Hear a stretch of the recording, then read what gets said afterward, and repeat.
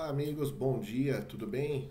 É um prazer poder gravar essa videoaula aqui para vocês. Agradeço a Dirce Carvalho, o Thiago pela oportunidade. Fico muito feliz em poder compartilhar esse conteúdo.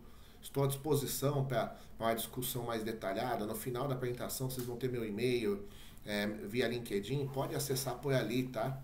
Então, fico aberto caso tenha alguma dúvida dessa apresentação, tá? De novo, obrigado aqui pela oportunidade. E antes de começar a apresentação, eu queria compartilhar com vocês um artigo que eu recebi agora no dia 13 de maio. É um resumo executivo que o Sebrae publicou, que é referente aos impactos da Covid nos pequenos negócios. Então é bem interessante fazer a leitura, até para ter um entendimento dos últimos meses, né? Então das últimas camadas que a gente tem enfrentado, tanto com a economia quanto a Covid. Então a gente está tratando a pandemia em paralelo, né? A parte médica, né? A parte de contenção do vírus, mas a economia também é algo que tem sido afetado. E aqui fica bem claro quais são os segmentos mais impactados. Olhando por meses aqui, então ele mostra março, abril e maio, vocês conseguem acompanhar que começou a ter uma recuperação já no mês de maio. Então é um fator interessante. Então a contenção mais forte aconteceu no mês de abril, quando sim houve o fechamento e uma quarentena mais forte em todos os estados, né? Todos os estados e todos os municípios. E agora em maio as coisas começaram a esboçar uma retomada. Ainda com muito impacto, mas em alguns pontos, dando um exemplo aqui de academias, então a queda que tinha em março, e em abril em março foi de 68%, em abril de 87%, agora em maio a gente já está em 72% de queda. Então ainda tem um impacto muito grande, mas já esboça uma recuperação. E nesse estudo aqui, ele faz uma leitura bem bacana por segmento. Então aí os segmentos mais impactados, não só a indústria. Então o segmento de beleza, por ser um atendimento presencial, teve um impacto muito grande, de 73%. Assim como o turismo, a economia criativa, academias, né, que eu citei de exemplo aqui no slide anterior. É bem legal fazer essa leitura e entender, porque eles não só fazem um mapeamento do passado. Aqui tem algumas medidas, né, algumas ações que são interessantes a gente entender. Então, quase 30% passaram a vender em redes sociais, coisa que não faziam antes da pandemia. Então, isso é um caminho, né, um novo canal de distribuição que as empresas não vão deixar de fazer pós-pandemia. Elas vão continuar fazendo. Essa migração, esse entendimento dos novos canais é algo super importante. Então aqui também fala dos apps de banco, né? 12% passaram a usar os apps de banco que ainda não usavam antes da pandemia. 8% entraram para a comunidade de interesse dos clientes. Então, percebam, né? As empresas estão sim se adaptando, se ajustando a esse cenário atual, e isso é um esboço do futuro. Então essa leitura que é importante a gente ter de o que eu vou dar continuidade, o que eu tenho que mudar. Então eu fiz uma adaptação para o momento atual, mas no futuro eu tenho que fazer alguns ajustes para continuar competitivo. É um pouco da apresentação que a gente vai falar. Então é muito legal, tá? Esse resumo executivo aqui, ele está disponível no site do Sebrae. Então baixem ele e façam a leitura, até para ter um entendimento do mercado. Tem muitos resumos, né? Muitas pesquisas. Na minha própria apresentação eu vou mostrar uma do Google e uma do Facebook, mas essa aqui está bem específica para micro e pequena empresa. Então é legal dar uma olhada, tá? Eu vou compartilhar com vocês agora aqui a apresentação e a gente vai começar.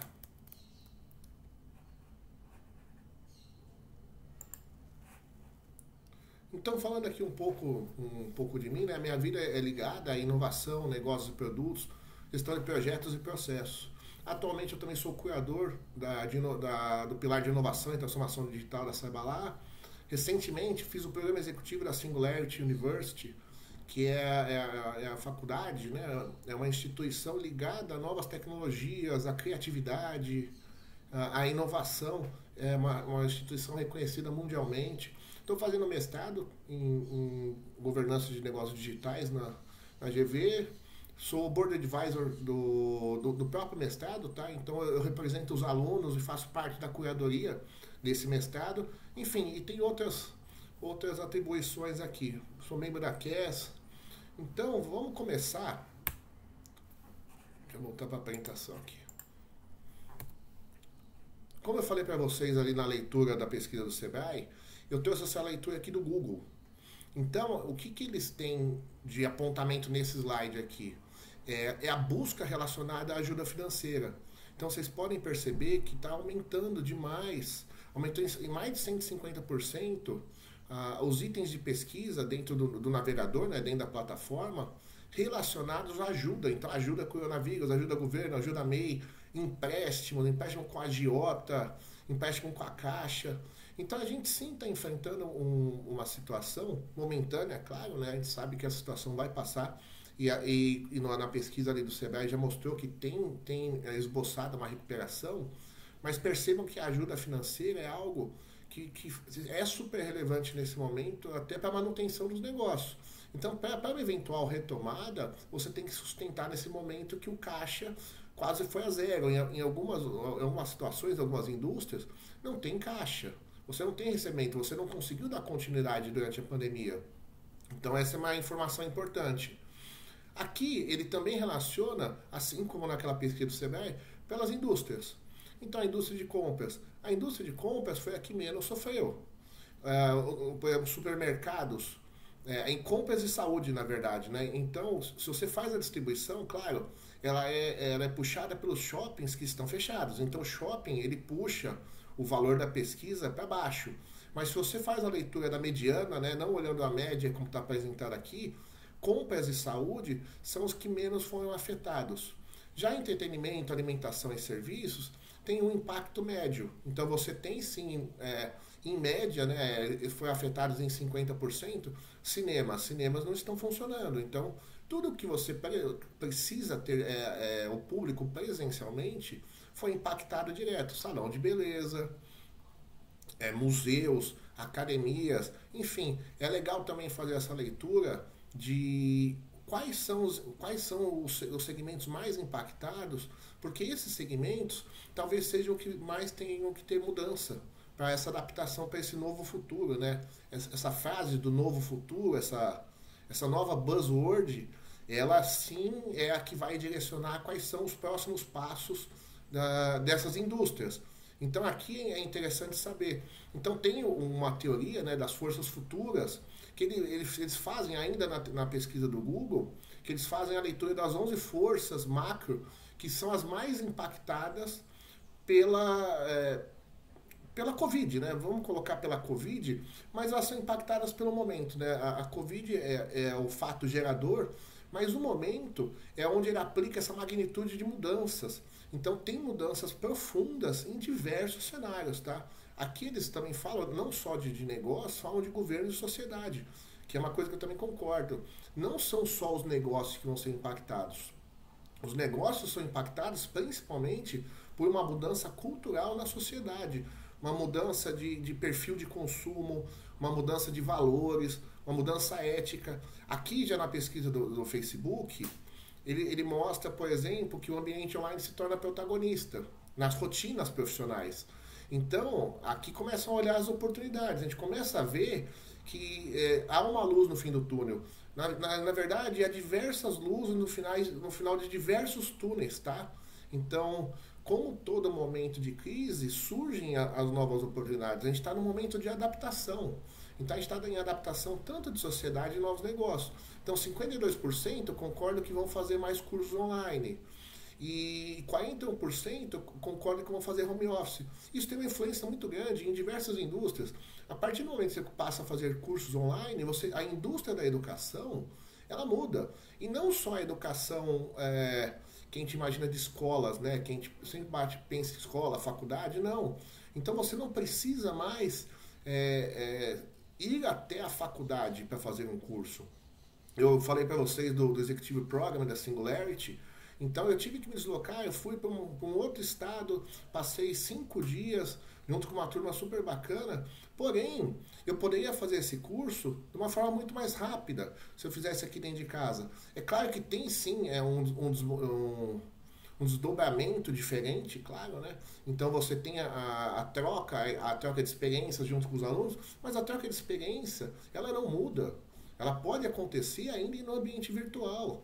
Então percebam que tem toda uma adaptação e toda uma influência na indústria. Então aquele hotel que a gente ficou não receberia 80 pessoas, então a gente influencia o setor hoteleiro. A gente teve que ir de avião, a maior parte das pessoas, então influencia as companhias aéreas.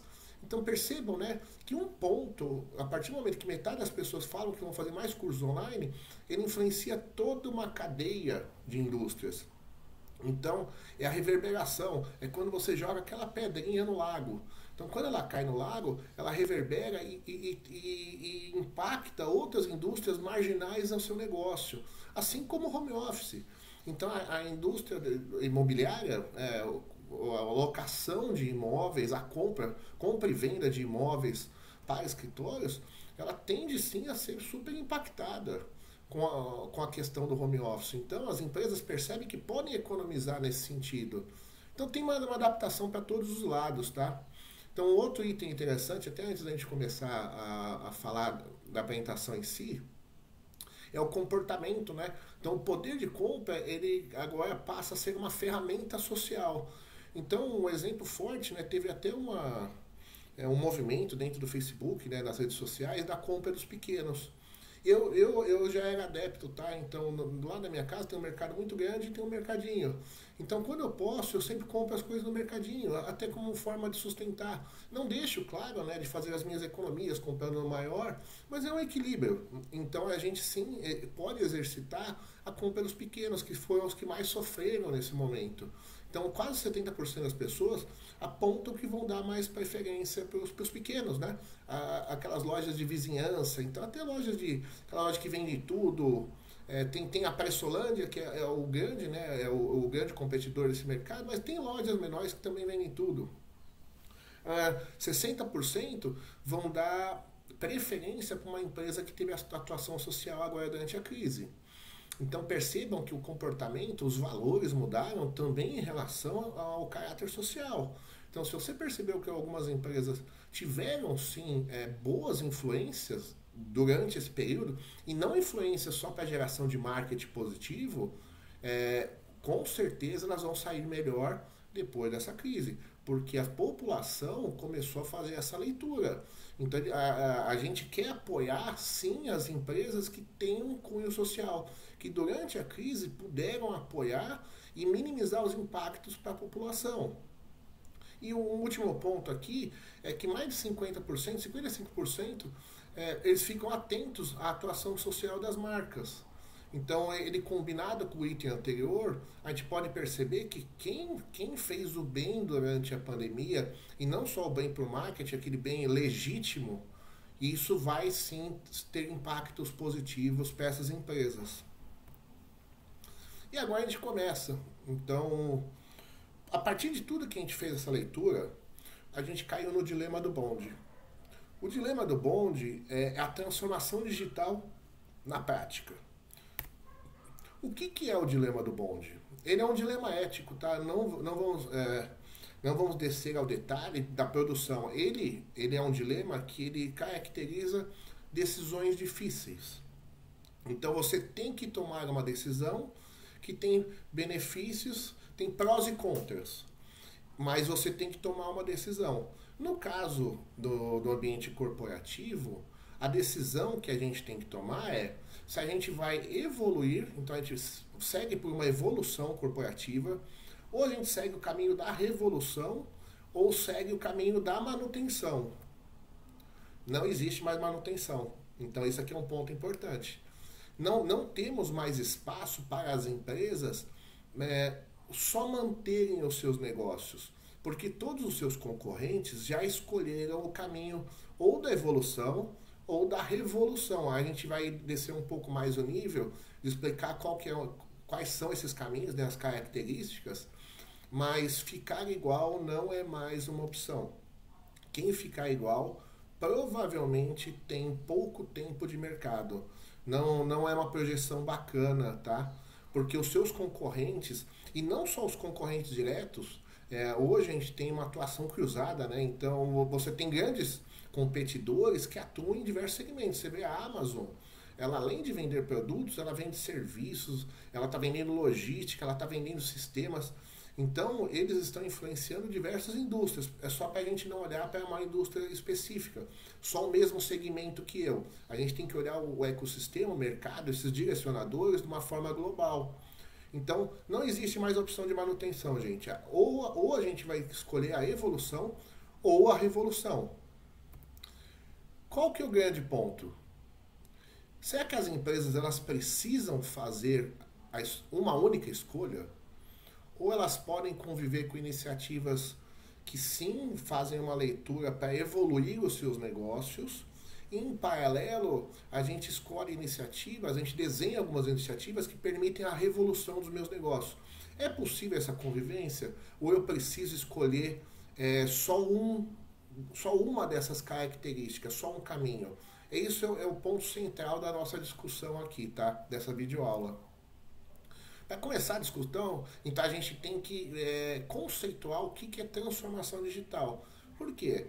Quando a gente pensa em novos negócios, quando a gente pensa daqui para frente, surge a buzzword de transformação digital. Só que a transformação digital, ela é um pacote de ações, é um pacote de ferramentas. Então, o mais importante agora é que a gente faça uma conceituação do que é a transformação digital. Ela não é uma ferramenta, ela é um composto. Então, ela é um processo que visa melhorar uma entidade, provocando alterações significativas em suas propriedades por meio de combinações de tecnologia da informação, computação, comunicação e conectividade. Essa definição aqui é de um artigo que está aqui no pé direito do slide. Depois dê uma olhada nesse artigo. Ele é um artigo que juntou os diversos conceitos de transformação digital, que ele condensou numa definição que fosse a que abrangesse o maior número de conceitos. Isso na academia, tá? Na parte de educação, em papers de alta relevância, Miss Quarterly, Harvard Business Review. Então, é um conceito que é convencionado. E eu acho ele super interessante. É o que eu uso quando eu faço meus materiais acadêmicos, tá? Mas aí eu faço uma leitura particular do Rodrigo, que é trazer aquele conceito para o ambiente de negócios, tá? Agora tirando um pouco da academia. Então, entendo que a transformação digital é esse caldeirão aqui, esse funil, que ele condensa, ele converge modelos de negócios, processos, capital humano e direcionadores estratégicos. Então, a transformação digital é o que junta todos esses pilares, tá? E traz resultados. Então, vocês vão perceber que em todo momento tem alguns conceitos que vocês vão encontrar no mercado que a transformação digital ela acontece quando um desses pilares são acionados. E eu já entendo que a combinação deles é o que gera a transformação digital e é o que geram os bons resultados. Quando vocês pegam pesquisas, né, a gente ainda não tem indicadores oficiais de transformação digital, mas já tem indicadores de percepção. Então, as empresas que conseguem transformar, normalmente, são oriundas de um pacote de ações, tá? Nesses pilares. Um outro ponto para a gente entender a transformação digital em si, tem esse conceito que é a transformação de negócios, nós temos a otimização e nós temos a digitalização dos nossos processos. Então são três drivers, três direcionadores que a transformação digital permite. Então muitas vezes a gente pensa que a transformação digital é a revolução, é a mudança de todos os meus negócios. Eu paro de ser como eu sou hoje para ser novo. Então é a criação de um DNA, um mindset, uma cultura organizacional, novos negócios, novas formas de vender, plataformas digitais. Nem sempre a transformação digital ela é pautada na transformação.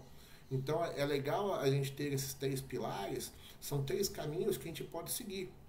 Você pode ter uma transformação digital muito efetiva otimizando seus processos atuais. Você não pode manter os erros que você tem hoje no seu processo. Então, se você corrige esses erros, você tem a geração de novas oportunidades e otimiza, assim, as suas plataformas, seus ambientes, seus pontos de contato com os clientes, você sim está transformando digitalmente seus negócios. E a digitalização. Então, processos que hoje são analógicos, se você traz eles para o mundo digital, ou se você leva eles para o mundo digital, sim uma transformação digital. O único cuidado que a gente tem que ter é se os processos hoje no mundo analógico não são eficientes, se você levar para um ambiente digital, você gera processos ineficientes. Então você só vai ter o teu mesmo processo no ambiente digital. Então não faz muito sentido. Mas a gente vai explorar isso aqui. Mas é legal vocês terem em mente que tem três principais caminhos, tá?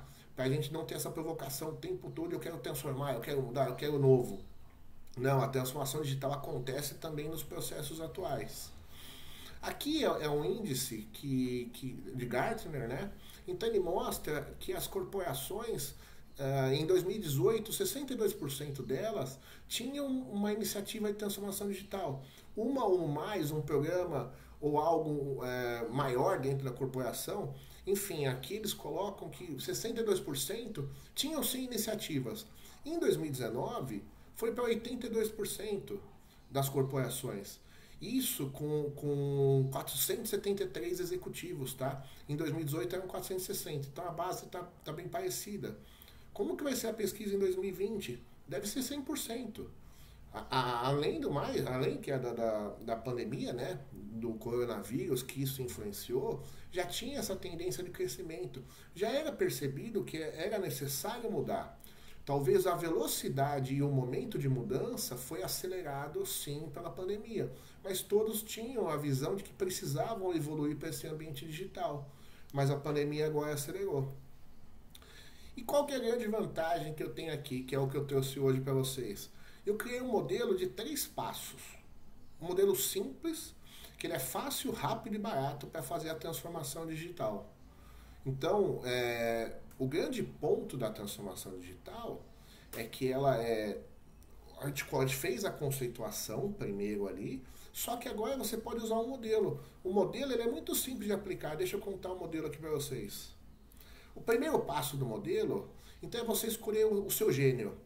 O gênio que eu tenho colocado aqui é escolher aquela pessoa da sua corporação, da sua empresa, que é a mais ligada à tecnologia, é a pessoa que se atualiza, fez um curso, olha TED, conhece o Salim Ismail, né, que fez o livro das organizações exponenciais.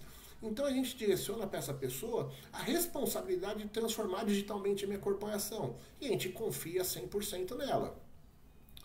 Porém, quando essa pessoa recebe essa atribuição, será que ela sabe por onde que ela começa? Será que ela sabe o que é a transformação digital? Quais são os precedentes? Quais são os constructos? Né? Quais são as bases que você precisa ter para ter uma transformação digital? Como ela não sabe, então o que ela faz? Ela faz um Google. Então ela coloca ali transformação digital e o primeiro item que aparece é o modelo da Spotify, que é o modelo mais comum, é um modelo super desejado e conhecido, tanto na academia quanto no ambiente profissional.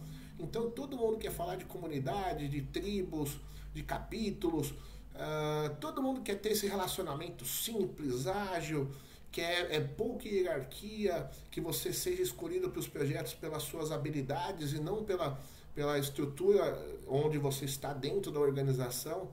Então, o nosso gênio, né? Ele pegou esse modelo aqui na internet e falou, beleza, eu vou aplicar dentro da minha corporação e a gente vai transformar os nossos negócios. E aí vem o segundo passo, que é mudar as pessoas e a cultura. O modelo Spotify, ele é um modelo construído a partir de pessoas, tá? Não só o modelo Spotify. Todo modelo de transformação digital das corporações, ele é construído com base em pessoas. Não é uma ferramenta. Então, o que você tem que fazer agora? Você tem que mudar as pessoas e a cultura da sua organização. Simples, né? Então, a primeira coisa que você faz, você muda o dress code. A segunda coisa que você faz é promover um hackathon. Tá super na moda ter um hackathon, uma geração de ideias. Então você faz a cocriação, né? Open Innovation, a inovação compartilhada. Então você promove o seu hackathon. E aí você muda as características do seu escritório. Então você não tem mais mesa fixa, você faz a alegria da 3M, compra um monte de post-it, não tem mais janela, é pendurar post-it por tudo quanto é lado. Aí com isso você já mudou a sua cultura, já mudou as pessoas, né? Então aí você faz aquela reunião marcana para divulgar quais são as iniciativas. Olha, empresa, agora a gente vai ser transformado digitalmente. Tudo que a gente faz hoje não é legal, não funciona. Então a gente vai transformar para viver esse novo mundo. A gente vai ser digital, a gente vai penetrar em outros canais, a gente vai ter um marketplace, vai orbitar outros ecossistemas. Então você faz essa reunião marcana para fazer o engajamento de todo mundo, porque você já mudou a cultura, né? Você já tem o seu gênio que foi escolhido para fazer esse caminho da transformação digital na sua empresa. E aí falta só o terceiro passo, que é botar a mão na massa. Então você já gerou as expectativas, você tem as pessoas, todo mundo mudou, e depois é só correr para o abraço. Esse é o modelo de 3 passos para realizar a transformação digital. Será que isso deu certo? Gente, é claro que isso aqui é no tom de provocação. Esse modelo não existe, tá? Na prática, o que acontece quando você segue um modelo semelhante ao que eu coloquei? Você tem concorrência de recursos, você tem a falta de organização do portfólio, você tem a definição de objetivos inalcançáveis, baixa disseminação da estratégia, as áreas continuam atuando em silos, você tem a adoção de práticas desconectadas, você tem uma cultura ágil no PowerPoint. Percebam que esses índices, né, esses indicadores do que tem acontecido, são os que a gente tem mais convencionado e os artigos que eu tenho lido, materiais, pesquisas, é isso que tem acontecido com a transformação digital no Brasil e no mundo, tá? Não é uma exclusividade brasileira a falta de resultados a partir da transformação digital.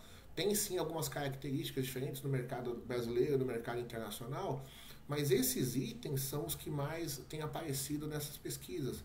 Gente, a transformação digital é um composto complexo, ele não é um projeto.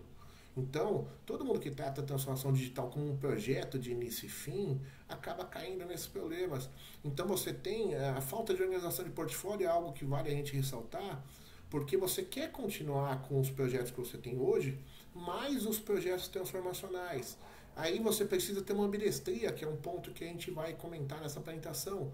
Mas se você não faz isso, se você não faz esse ajuste, se você não consegue construir essa orquestração, não sai, porque você tem concorrência de recursos. Não adianta você pegar moonshots, que são as definições de objetivos inalcançáveis.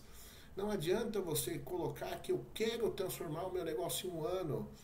Tem que ser uma transformação de uma forma parcimoniosa. Ela tem que acontecer naturalmente. Qualquer mudança abrupta não funciona. Isso a gente tem percebido. As corporações que têm tentado mudar de uma forma abrupta, né, sem preparar o DNA, sem a cultura organizacional estar pronta para isso, não funciona. As áreas continuam atuando em silos, que é um ponto que eu coloquei aqui. Gente, a cultura ágil não pode ser só no PowerPoint. E cultura ágil não é fazer um treinamento. Tem todo um composto, tem precedentes para que isso seja aplicado na sua organização. Então, entender esses fatores é o objetivo principal aqui nessa nossa videoaula, tá? Um resultado aqui da Bain Company mostra que só 12% das corporações tiveram sucesso dentro da sua transformação digital. Isso reflete um pouco do que eu falei no slide anterior. Então você tem, na prática, tem tido problemas, você não tem tido resultados.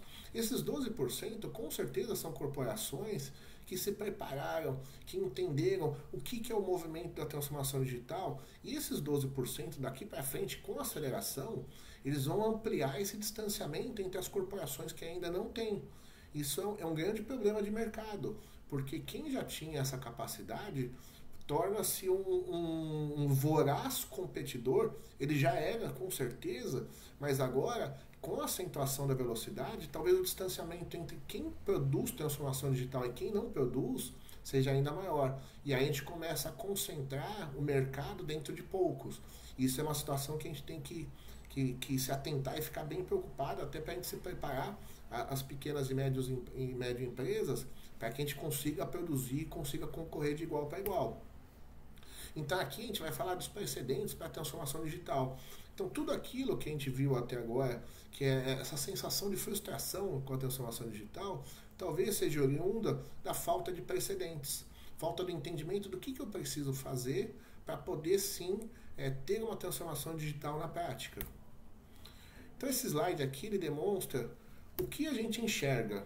O que a gente enxerga hoje? Você tem sempre projetos, iniciativas e expectativas. Então as corporações, elas querem revolução. Então o que eu tenho visto muito forte com os executivos que eu tenho conversado, dentro do C-level das corporações, é que a gente gera os projetos, gera iniciativas, cria expectativas, mas você não entende o que faz isso acontecer, o que faz isso dar certo.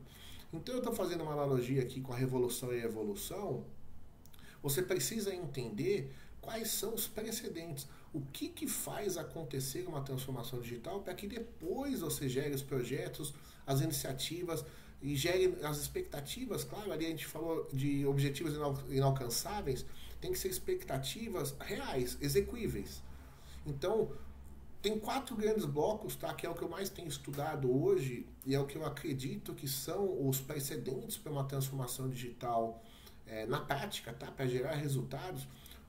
A maturidade digital é o primeiro ponto, isso a gente vai falar aqui nessa videoaula. A ambidestria é o segundo ponto, que a gente também vai falar nessa videoaula. A agilidade organizacional e as capacidades dinâmicas da nossa corporação. Esses 2 itens a gente vai falar numa próxima aula. Então, esses 4 principais blocos são os que constroem o nosso ferramental, a nossa cultura e o nosso entendimento de transformação digital para que sim a gente tenha sucesso transformando os nossos negócios, ou transformando os nossos negócios, otimizando ou digitalizando aqueles 3 pilares, aqueles 3 drivers ali que eu tinha colocado. Mas o sucesso em si, ele parte dos precedentes e não da geração de projetos. É isso que a gente tem invertido hoje nas corporações e é o que a gente mais precisa corrigir, tá? Então, falando um pouco da maturidade digital, ela é a avaliação das dimensões da sua corporação. Então, a maturidade digital é o entendimento de como a sua corporação está perante essa economia digital, perante esse novo mundo. E por que é importante você fazer isso? Para você conhecer qual é a tríade, né? Então eu vou falar para vocês de direcionadores estratégicos, arquitetura organizacional e capital humano, para que você conheça quais são os seus... Qual é o grau da sua dimensão que pode ou não gerar transformação. Então você gera indicadores. A partir dessa tríade, por exemplo, aqui no direcionadores estratégicos, ela compõe a inovação, a excelência operacional, a sustentação e a experimentação. Na arquitetura organizacional, a gente fala de uma empresa ser ágil ou tradicional. Não é referente à metodologia, tá? É uma empresa com velocidade, com capacidade de evoluir rapidamente, ou uma empresa que é tradicional, uma incumbent, que tem os seus processos. São processos que ao longo dos anos foram sendo evoluídos, mas tem os seus processos mais tradicionais. Na relação do capital humano, a gente fala da flexibilidade ou da previsibilidade. Então é uma empresa flexível, é rápida, se adapta bem à mudança.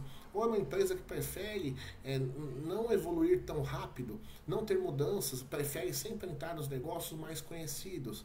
Então essa tríade permite que a gente faça sim algumas questões para conhecer a maturidade digital de uma corporação.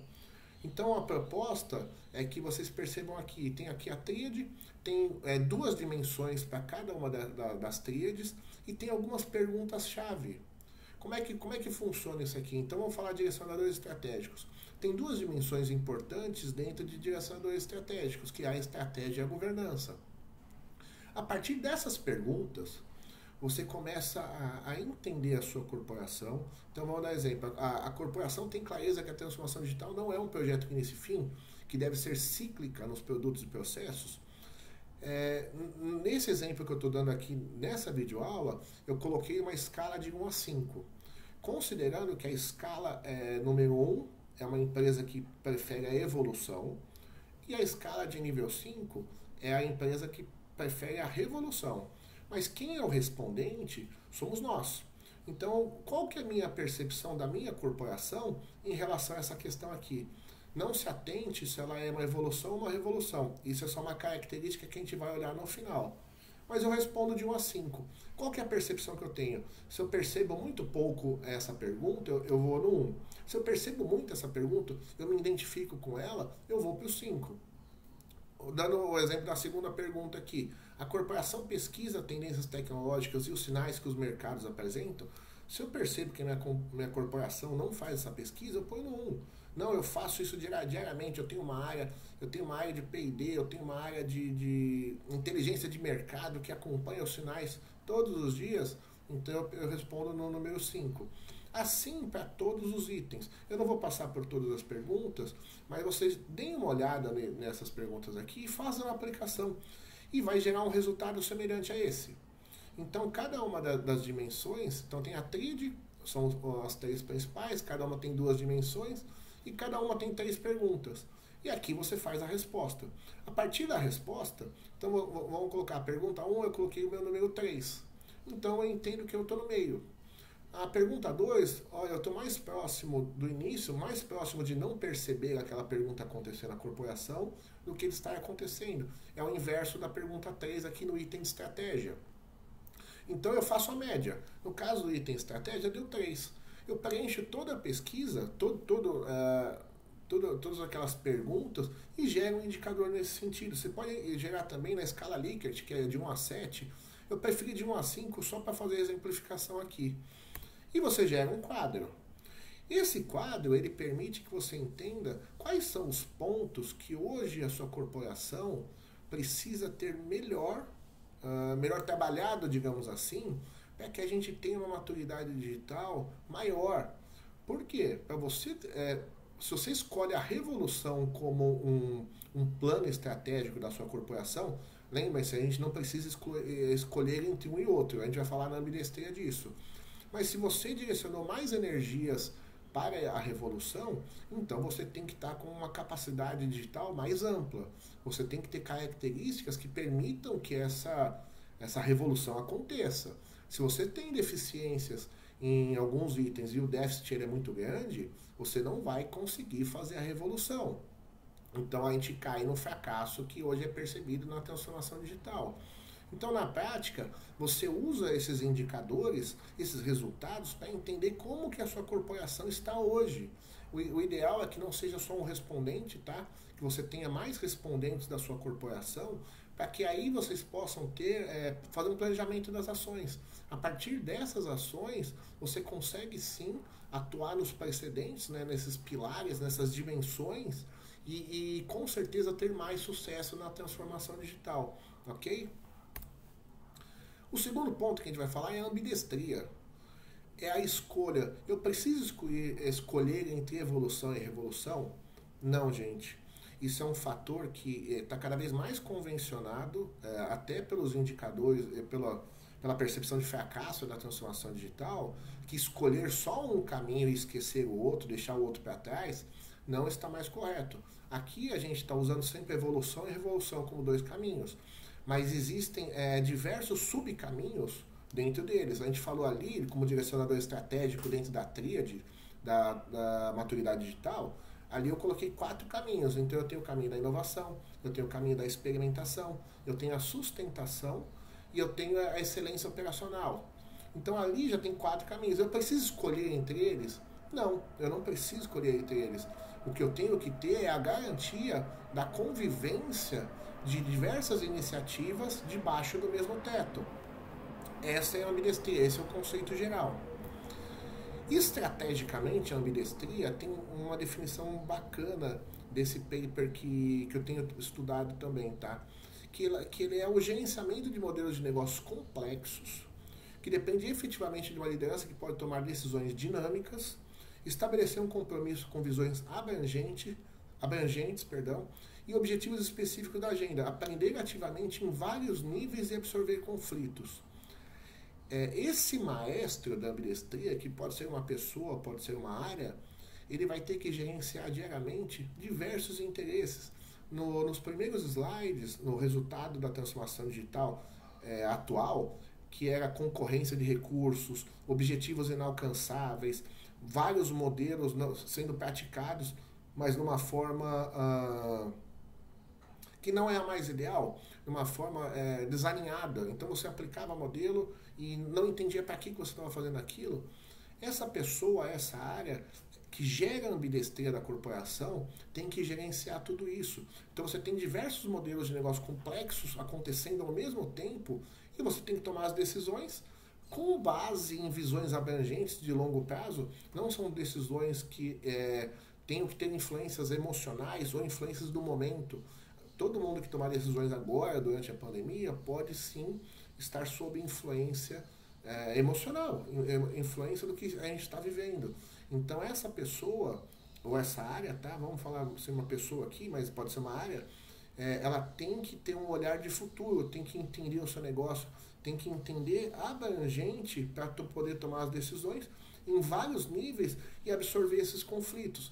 Os conflitos diários de uma corporação que adota mais de um modelo são complexos. Porque você tem a concorrência de recursos, você tem tantos recursos financeiros como de recursos de capital humano, capital intelectual. Enfim, é um dia a dia que a ambidestria permite gerenciar. Só que não é simples. Por isso da importância da ambidestria. Eu tenho certeza absoluta que hoje as empresas que vão provocar essa retomada, primeiramente elas têm que olhar para os modelos de negócio atuais. Você tem a recuperação dos modelos de negócio que já existem, né, os atuais, para depois começar uma transformação. Dificilmente a gente vai ter empresas que vão sair da pandemia já transformando. Até porque tem falta de caixa. Então, as empresas que hoje não têm caixa, para você gerar uma transformação, você precisa de investimento. Então, a ordem dos fatores, com certeza, vai ser direcionar mais para a evolução. Que você tenha mais eficiência nos processos que eu tenho hoje para provocar uma transformação. Mas isso não quer dizer que 100% seja evolução. A gente precisa começar a transformar desde já. Então, as empresas têm que pensar, sim, nesse equilíbrio. Que você direcione 90% dessa energia nesse momento para fazer evolução e 10% seja a revolução. Mas construa um roadmap para que ao longo do tempo esse direcionamento de energia aconteça gradualmente. Esse equilíbrio entre os dois vá acontecendo ao longo do tempo. Então, a ambidestria, ela faz uma leitura do cenário geral. Então, percebam aqui, esse maestro é o que articula, que garante que todas as iniciativas da corporação sejam uníssonas, elas estejam equilibradas. Então eu estou classificando que quando a gente fala de um direcionador estratégico de inovação e experimentação, a gente está falando de revolução. Quando a gente fala de eficiência operacional e sustentação, eventualmente a gente está falando da evolução. É só uma divisão entre as duas características que a gente tem abordado aqui nessa videoaula. E também tem uma relação com aqueles 3 pilares da transformação digital. Então, a revolução, eu entendo que ela é uma transformação de negócios. A otimização, ela está no meio. Então, você tem dos dois lados atuando, tá? Então, você tem iniciativas inovadoras, mas você tem eficiência operacional. Esse equilíbrio é o que eu entendo para a otimização. Já a digitalização, você não olha algo novo, você não experimenta, você não inova. Você faz adequações nas suas plataformas, nos seus legados, nos seus produtos, no que você tem hoje. Então você está focando na eficiência operacional e na sustentação. Então isso acontece aqui do lado direito do nosso slide. Então percebam o que é o papel da ambidestria dentro da sua corporação. E a ambidestria não necessariamente precisa ser uma corporação grande. Ela é um conceito que ela pode ser aplicado em corporações menores, micro e pequenas empresas, porque ela é um conceito, ela é a construção de uma trajetória, é um olhar estratégico de futuro. Então eu desenho o meu futuro olhando para o futuro e não mais olhando para o passado. Isso é uma mudança muito grande que a gente tem hoje. Então, sempre que a gente faz um planejamento estratégico, eu trabalho numa grande corporação. Então, quando a gente faz o planejamento estratégico, normalmente a gente olhava para o passado, do que tinha acontecido, pegava um tempero de futuro e planejava o nosso futuro. Isso hoje mudou muito forte, não só pela pandemia, tá? Isso já vinha sendo evoluído. Agora a gente tem que olhar para o futuro para planejar o futuro. Não que o passado não importa, mas agora o passado virou o tempero desse caldeirão. O que era ao contrário. Antes o passado estava contido no caldeirão e a gente temperava com o futuro. Agora é o inverso. Então o futuro está no caldeirão. E a gente dá um tempero de passado para equilibrar. A ambidestria, ela apoia nesse momento. Então ela garante que todas essas iniciativas aconteçam de uma forma harmônica, que elas não influenciem negativamente a sua corporação. Então, as características que a gente tem para a revolução, de uma empresa que foca na evolução, então ela prefere substituir o modelo de negócio atual pelo novo. Não é uma preferência, é uma adoção. Então, o alvo dela é a substituição do modelo atual pelo novo. Essa empresa ela tem um perfil de uma empresa inovadora, o early adopter, né? Então toda a tendência mercadológica, toda a tendência tecnológica, essa empresa caracteriza por ser uma das primeiras a implantar no seu mercado. Ela tem uma estrutura mais leve, com menos hierarquia. Essas estruturas densas que a gente tem hoje das corporações, elas sim impedem as evoluções rápidas. A inércia organizacional que acontece dentro de algumas corporações, quando a gente tenta fazer a transformação digital, quando a transformação digital é uma provocação sem precedentes, digamos assim, é algo que influencia muito. Porque você continua atuando em silos, você continua com as suas atividades diárias. A inovação dentro dessas corporações não é o seu DNA. A inovação é tratada como uma provocação. Então, uma característica da empresa que consegue sim fazer a revolução, ou que almeja a revolução, é que essa estrutura seja mais leve. Essa estrutura, perdão, seja mais leve. A inovação, ela está no DNA. Ela não tem que ter aquela mudança de cultura, aquela analogia ali que eu fiz, os 3 passos. Você não tem que só mudar o dress code para achar que você mudou a cultura da sua organização. Não. O DNA dessa corporação é que você tenha a inovação diariamente, ela seja algo natural. Então aqui ela testa e implanta. E volta a fazer esse ciclo. Então, esse ciclo rápido, com pequenas entregas, né, que são os famosos MVPs, é uma característica da empresa que está buscando a revolução. A colaboração e a cocriação, criação durante a jornada de desenvolvimento. Então aqui você pode sim começar um produto sem saber todas as suas características, sem saber ele 100%. Então você vai construindo, vai evoluindo ele durante a jornada de construção. É uma arquitetura organizacional produtizada, então normalmente as áreas são divididas por pequenos produtos e não por características de operações, tecnologia, comercial. Então tem o produto cobrança, tem o produto cancelamento, tem o produto retenção. É uma característica dessas empresas, tá? E as descobertas são naturais. Então descobrir um ponto novo para implantar dentro do meu projeto é algo super bacana que ele aconteça agora. Já em contrapartida, as características de empresas que preferem a evolução, a adoção da evolução como o seu alvo principal, ela foca muito mais em redução de custos e melhorias incrementais. Não que você não tenha inovação, mas são inovações incrementais, inovações em processos específicos, plataformas, é mais setorizado. É um perfil de uma empresa seguidora, então ela acompanha o seu mercado. Isso não é ruim, tá? Quando a gente fala de evolução e revolução, não quer dizer que você tenha que escolher a revolução por ser mais romântico, por ser um melhor marketing para a minha empresa. Então, muitas vezes parece que a gente prefere fazer revolução só para que eu possa mostrar para as outras empresas que eu estou mudando, mas que na verdade o resultado não é real, não é assertivo. Então, se a gente focar nos resultados, se eu não tenho capacidade ainda, se as características da minha empresa ainda não permitem a evolução é um caminho sim. A gente falou ali da otimização e da digitalização dos nossos processos, então o bloco de evolução é muito caracterizado por esse segmento. Então são estruturas tradicionais, com uma hierarquizada, uma estrutura mais densa, mais pesada. Tem muitos silos ainda. Então, entre as áreas, você tem as pessoas, os especialistas, mas tem uma dificuldade de capturar esses especialistas para projetos específicos. Isso é uma característica dessas empresas mais tradicionais. Aqui, não remetendo à metodologia de desenvolvimento, mas é uma preferência dessa empresa que ela especifica uma solução, ela orça, ela desenvolve, ela certifica, ela tem um piloto, ela tem uma produção. Lembre-se, ela tem uma característica de previsibilidade, é aquele ponto do capital humano da tríade. Então, na tríade a gente colocou no capital humano que tem a flexibilidade e a previsibilidade. Aqui no caso da evolução, eles gostam de ser previsíveis, mas isso não é ruim, tá? A ambidestria, ela permite que você tenha esse equilíbrio. Dentro da sua corporação, você pode ter células que permitam a evolução e células que permitam a revolução. É o ponto da ambidestria. Aqui na evolução, então, você tem um pouco de gestão de mudanças com regras. Você não muda com tanta naturalidade ou tanta tranquilidade de uma empresa que já tem essa característica, que é mais simples essa mudança.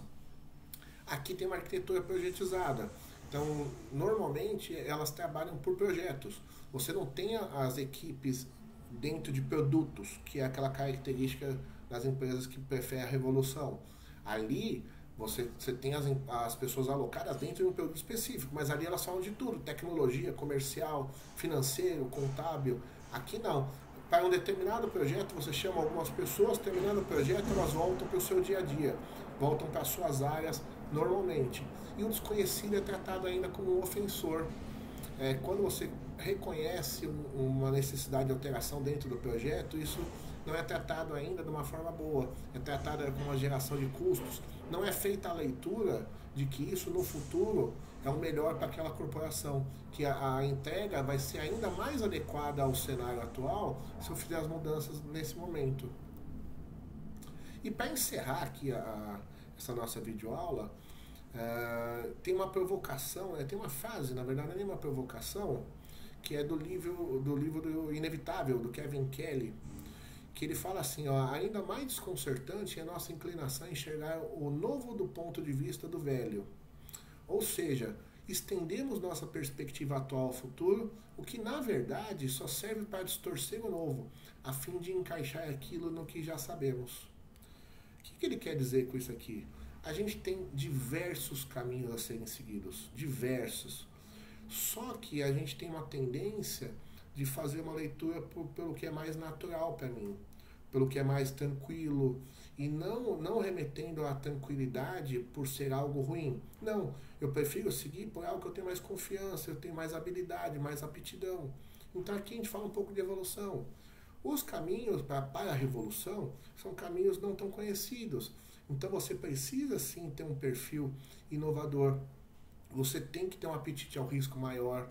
Então, essa provocação que ele traz se você quer fazer mudanças reais, ser disruptivo, né, essa palavra tão famosa, ser disruptivo no seu mercado, você tem que seguir um caminho de olhar o futuro. Lembra-se do caldeirão que eu tinha colocado? O caldeirão, o futuro, ele é o caldeirão, o que está contido no caldeirão e vem o tempero do passado, e não o inverso. Então, cada um tem que se encaixar aonde ali a maturidade digital ajuda, né? É uma ferramenta que apoia a você ter uma leitura da sua corporação em relação a essas dimensões. Então a gente está pronto para qual dos caminhos?